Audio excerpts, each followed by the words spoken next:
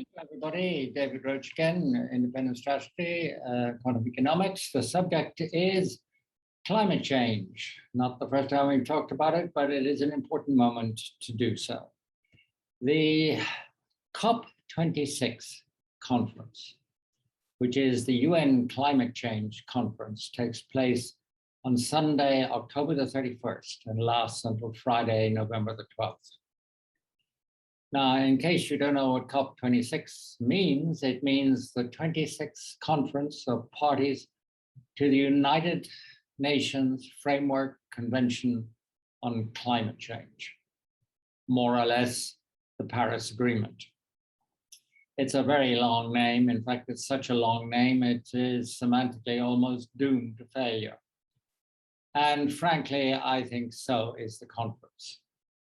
Let me give you the reasons why I think it will achieve very little, but why we should not totally abandon hope.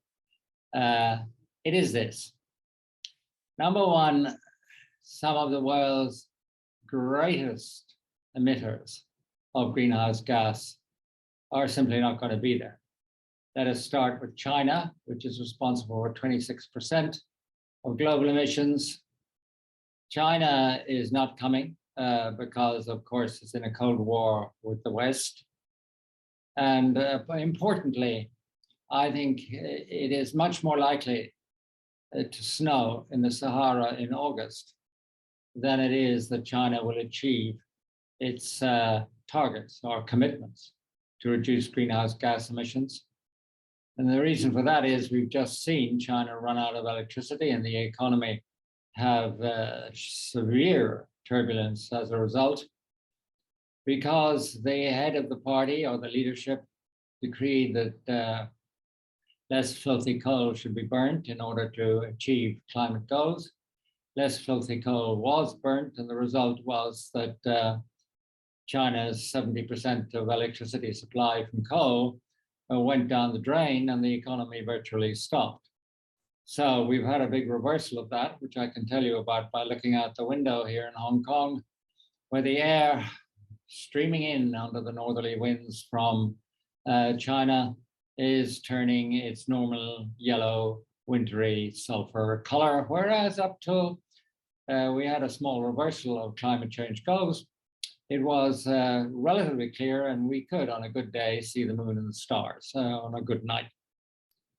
It seems to me that China will fulfill its climate goals in terms of its statistical compliance, but the reality will be that it won't because it can't.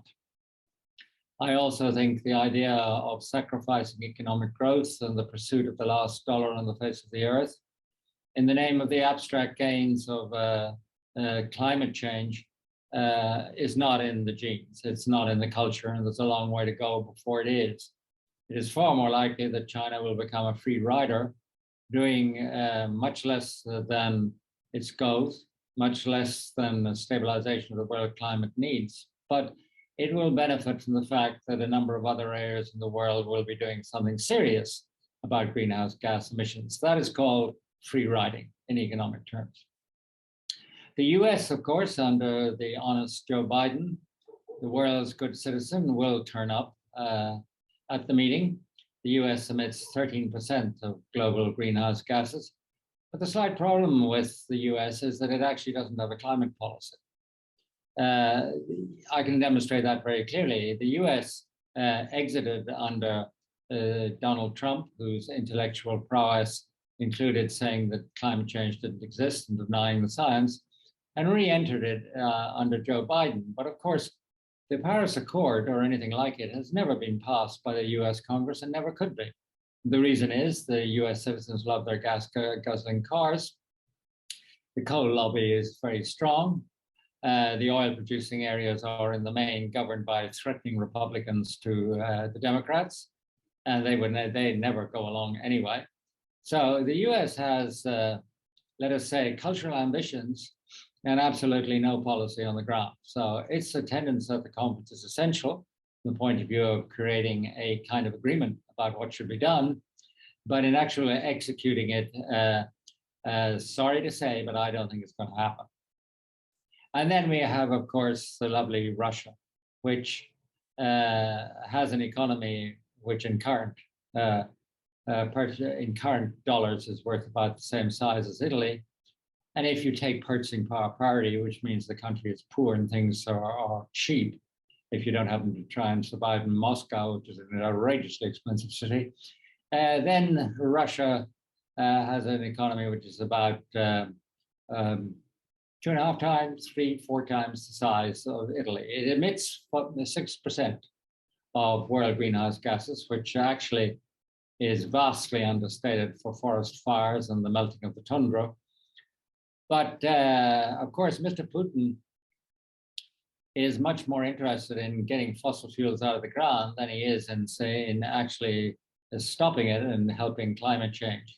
His goal at the moment is simply to blackmail Europe into opening a new pipeline for gas, which would increase Europe's dependence on Russia beyond the 44% it already gets of its gas from Russia, and create major geopolitical problems, which frankly is perhaps the single biggest indictment of the beatification of Merkel, who left Germany not only with her own party being totally in disarray and dysfunctional, but left Germany with a dependence on Russian gas, which is totally unnecessary and which is, of course, now being used by Putin to throttle back, if not on the gas under long-term contracts, but at least Gazprom is not supplying any short-term booster supplies, which it normally would do if the price was where it was. And it is also promised that it's not going to fill up its immense underground German storage units to help out with the European crisis. Mr. Putin, however, says, of course, we could send more gas if only you would open the pipeline, which is up to the new German government. In fact, there's over 50% capacity available in the pipelines that already exist from Russia to Europe. And the fact that he doesn't want to pump the gas is not because there is not enough gas, not because they could not pump the gas, not because Russia could not deliver the gas. It is because Putin, being the nice man he is much more intent upon blackmailing the EU than anything else. So Russia's not going to do anything about fossil fuels. It's going to make more of them. And then, of course, there are places like Australia, which under its present government is busy subsidizing, investing in, expanding capacity for fossil fuels, particularly in coal, but beyond coal, also in LNG. So Australia is off on a trajectory, a flight path of its own, which makes it really a pariah in terms of the world doing anything about greenhouse gas emissions. Now, the result of all this is very simple. It is that already 1.5% increase, 1.5 centigrade increase in global temperatures was baked in the cake.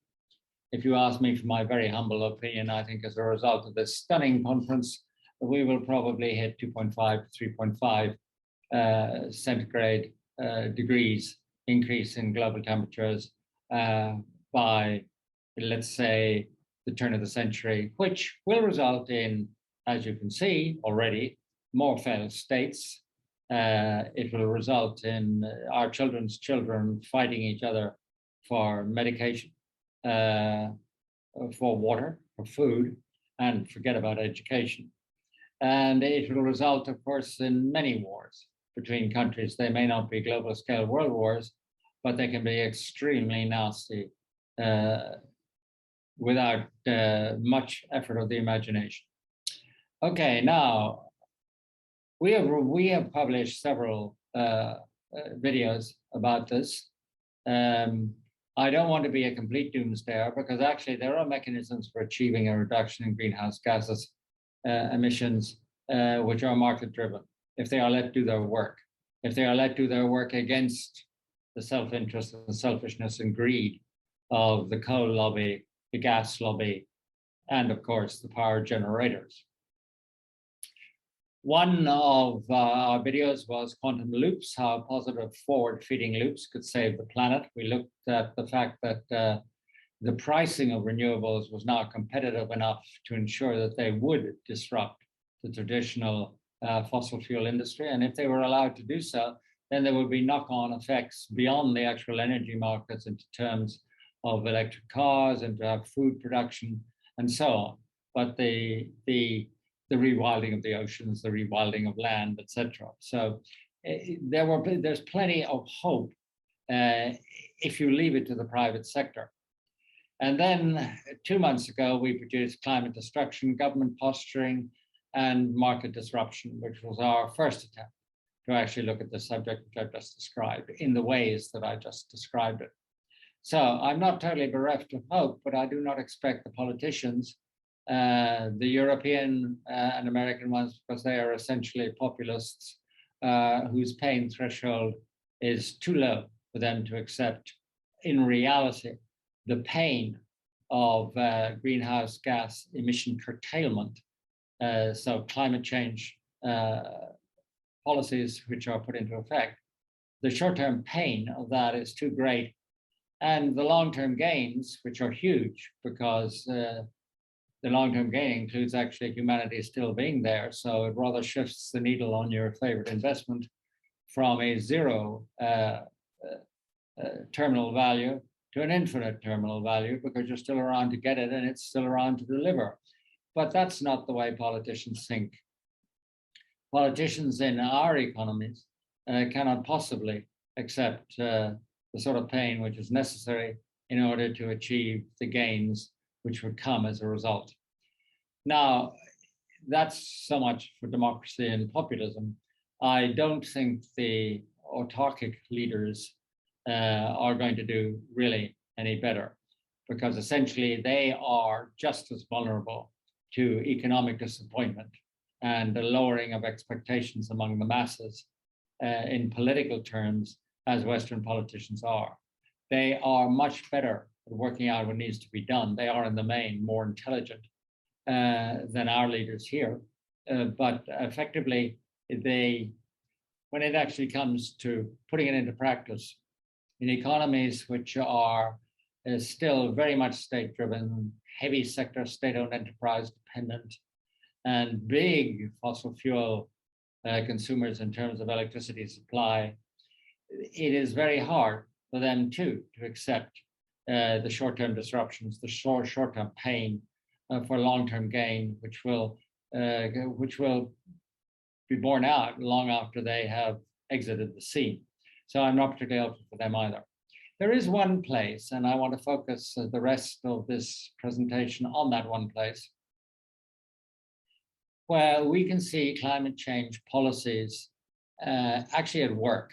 Now, you may like them or dislike them. I'm not asking you for your vote, but they are being implemented and they are working. And actually, they're an automatic pilot, and they're going to go on being implemented. They're going to go on reducing greenhouse gas emissions, and that is in the European Union. Now, the European Union has a Fit for 55 plan, and it is all about cutting greenhouse gas emissions. Let us recap for a second that the EU greenhouse gas emissions are already approximately 20% below the level of 1990. And about 80% of all EU carbon emissions are covered by climate change policies of taxing and pricing of carbon. 60% of EU production capacity for electricity is either nuclear, which you may like or dislike it, and it is shrinking if you don't, but it is, in greenhouse gas terms, a zero emission source of electric power. So 60% of electricity production capacity is either nuclear or renewables in the European Union, which is quite a lot. The growth in capacity is actually in solar and wind, while nuclear shrinks. It's actually down from around 20% at the peak to 13% of electricity capacity, and it will shrink more, because one of the climate messes, one of the energy messes which Angela Merkel has left Germany and therefore Europe with, is the fact that she, in a populist fashion to grab the green vote from the Green Party, she actually promised and executed to phase out the nuclear industry in Germany, which she replaced, in all her wisdom and foresight, her visionless politics, she replaced it with coal, which makes Germany actually the core center and by far the biggest, by a factor of 2, coal burner in the European Union when it comes to power generation. Okay, now the goals of EU Fit for 55 are a further 55% reduction in greenhouse gas emissions by 2030, and to be totally climate neutral, i.e. no greenhouse gas emissions by 2050. The main instrument for achieving this will be the EU Emissions Trading Scheme, EU ETS for short. It currently prices CO2 at approximately $70 a ton, which roughly speaking is twice the level of Canada and a little less than twice the level of New Zealand. So it is by far the highest priced CO2 carbon emission economy in the world, which means that it is imposing reform, emit less greenhouse gases, or a much higher cost upon the sectors which are covered by the EU ETS. Now, how does the mechanism actually work? Well, the EU determines a price cap on the maximum annual emissions of the total European Union, and it then distributes the carbon allowance for that amount. So the number of tons which the European Union is allowed to emit, it distributes that and splits it up in 1 ton of CO2 equivalents to all of the member states. So they all get a slice of the cake. The member states then auction off that allowance, or they allocate it if they are favoring one industry over another to companies in the covered sectors. Those companies can then trade the allowances with each other. So it works like this. Carbon is going to cost you this much. If you emit more than your allowance, which is, let's say Y, if you emit Y plus X, then you have either at the end of the year got to buy X from the market at $70 a ton, which hits your profits, or you have to undertake mitigation to stop your company emitting carbon so that X becomes 0. That's how it actually works. At the end of the year, all of the businesses covered by the EU ETS must surrender allowances equivalent to the emissions that they caused. So they either have to give back what they got in the beginning because they didn't emit any greenhouse gas during the year, or they have to have bought an amount of carbon emission permits that would allow them to be carbon neutral. So again, we come back to the point, with the pricing of CO2 at $70 a ton, corporations either have to meet the target which is allocated to them from the national government, who gets it from the EU, and no more, or they have to buy in an amount equivalent to the surplus, the excess that they emit over and above their allowance. And they have to return all of those permits, what they are permitted, plus what they have to buy in at the end of every year, which of course is a big encouragement to them cutting their emissions, because otherwise they're going to have to pay out a lot of money. Now, the aim for Fit for 55 is to tighten the supply of carbon permits in 2023. And then there will be a decline every year in those carbon permits, called caps. At the same time, the aim is to increase the ETS coverage. How would this be done? Well, first of all, there will be no more free aviation caps by 2026. So flying around the place, take the train. And I hope the train is not using electricity from coal-fired power stations, but basically, aviation is going to pay the cost of its emissions by 2026. And there is going to be a new ETS fund specifically targeted at buildings, which are a major source of greenhouse gas emissions, and road transport. That's the extension of the system which is built in. Now, there is an important aspect of the EU ETS, which is called the Carbon Border Adjustment Mechanism. Why do you need a Carbon Border Adjustment Mechanism, or a CBAM? We're getting to a lot of little complicated names here. The reason is, if I am making filthy widgets with filthy code, and you impose a carbon cap on me, which is going to cost me a lot of money, not only because the cap is expensive itself, but also because I'm going to have to buy in a lot of carbon caps or permits from the market, because I produce much more than my allowance, for which I probably have to buy in the marketplace in the first place. So all I do, I'll move it to China or Vietnam or Bangladesh. I'll move my production, and I will make the same filthy widgets with the same filthy, or different, but nevertheless filthy coal. And I will then export all that stuff back to the EU, which will then be able to say that their greenhouse gas emissions have declined. But if you add imports to the greenhouse gas emissions, then of course they have not declined, because it is the consumption of the goods which actually is adding to global world greenhouse gas emissions. So in order to prevent that sort of free riding, a name we've come up with before, you have to have a border tax.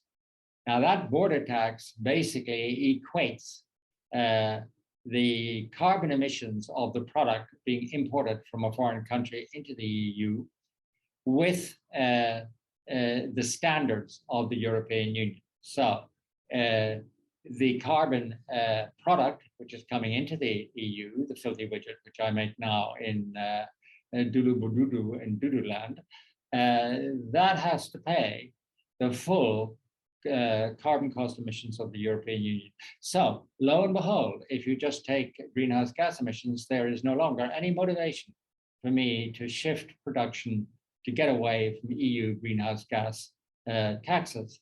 Because if I do, I will simply pay them when I try to import my product into the European Union.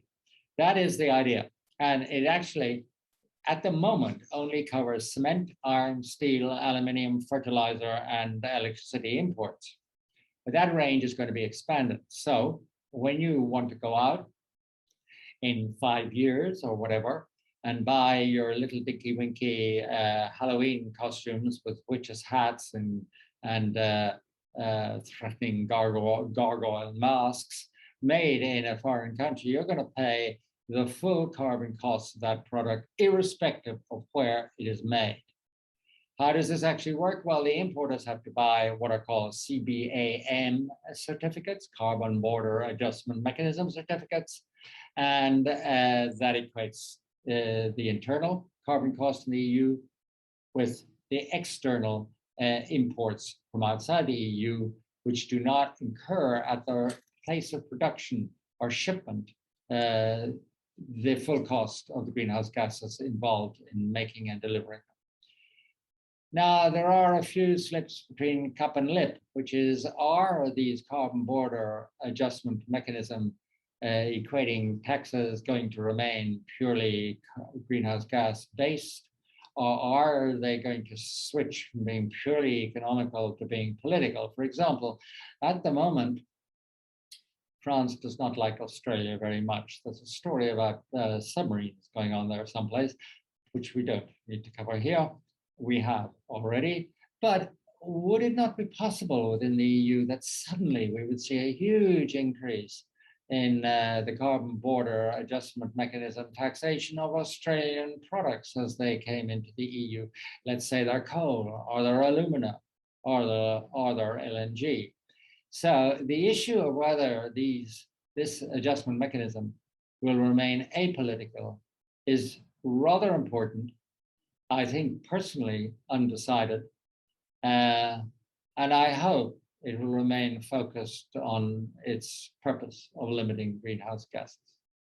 Okay, now let's try and think about this all and wrap it up in terms of economics. Well, the simple side is to say the sectors most affected will be electricity production, transport, aviation, and consumers will have to pay for that. What that actually means is an increase in inflation. And often by itself, you might say, well, that's not very good. And maybe consumers and households will no longer, and voters will no longer support the EU program to reduce greenhouse gas emissions. But there are many slips on the way to reaching that conclusion. One of them being that this is a bureaucratic program, which is being put into effect at a level which voters do not get to vote on. It's well underway. It's already having an effect, and it is most unlikely to be reversed. So do not forget that the way of doing things in the European Union, actually, if they are intelligent programs, ensures that they do not become populist defeats. But on the other hand, of course, the overall democratic accountability of the European institutions is at times a bit doubtful. But let's think for a moment about green investment and the EU New Generation Recovery and Resilience Fund, which was passed a few months ago. Now, that fund is a separate EU program, but it is called the RRF, Recovery and Resilience Fund. It is part of the EU New Generation Program, which is a very vast program to get Europe moving after the pandemic, and also to bridge the economic gap between North and South, and hopefully also the quality of the management of the South compared to the North, bridge the little gap going on there.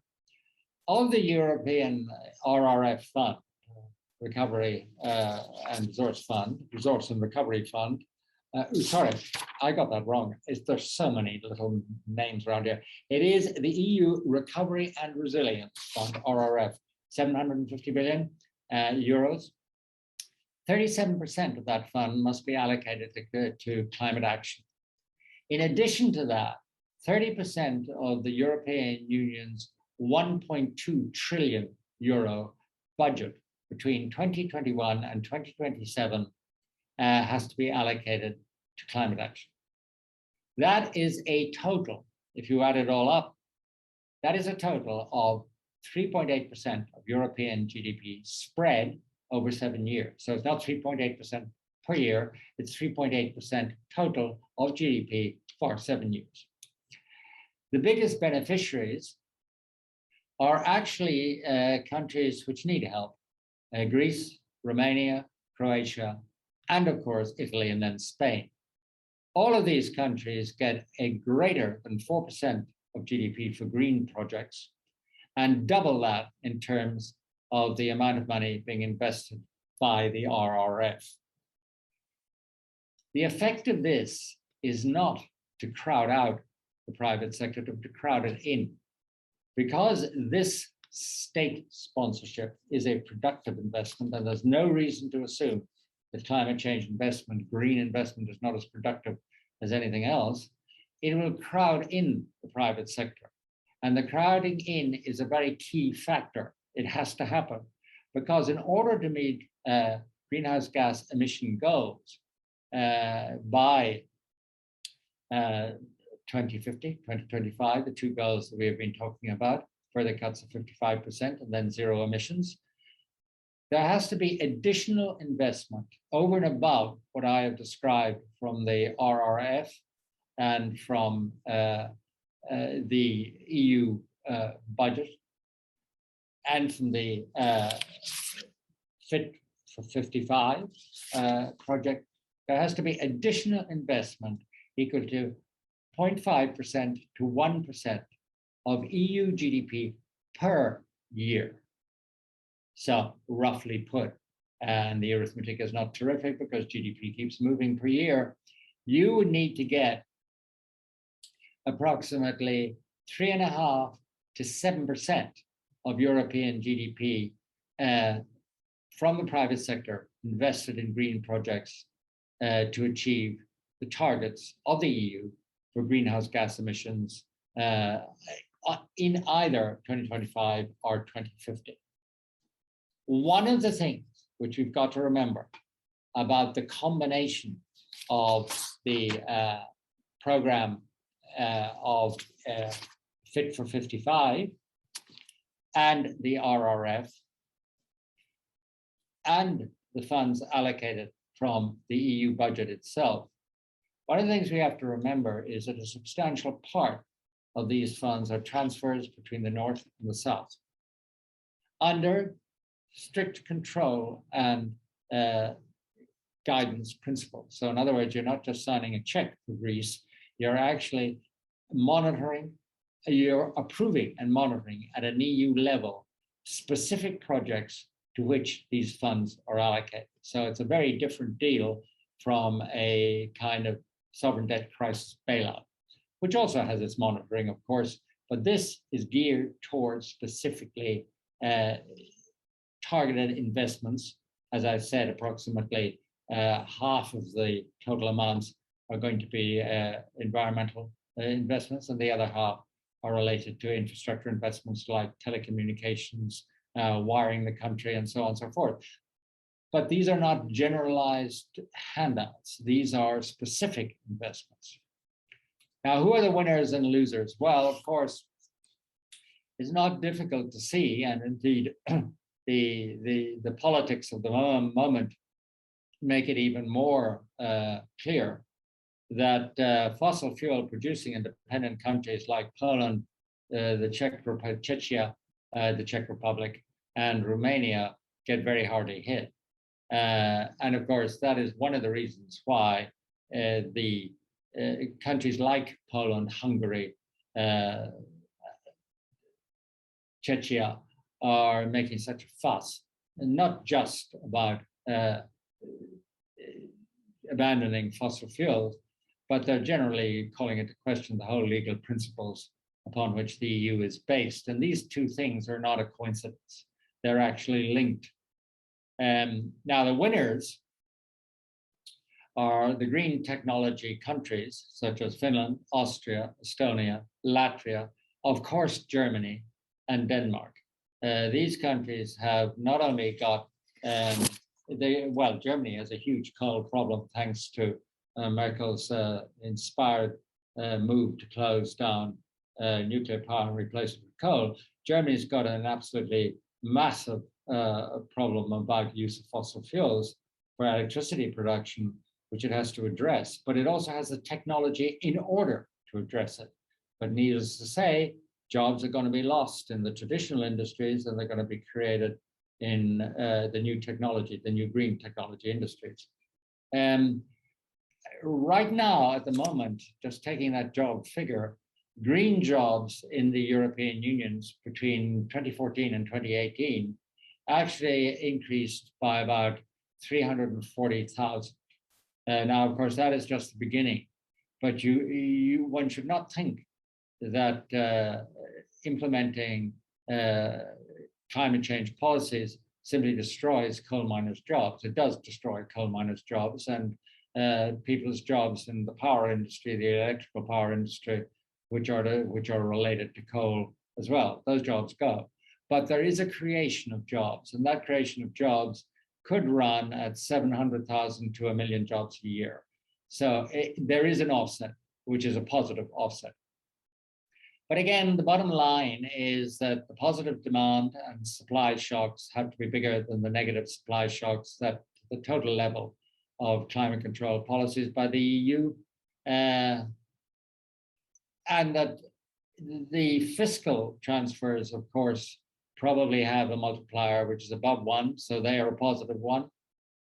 Higher energy prices are a negative, but it really depends on where the proceeds from those higher energy prices, which are essentially taxation gathered by greenhouse gas carbon permits and by taxing the emitters at the border or within the borders.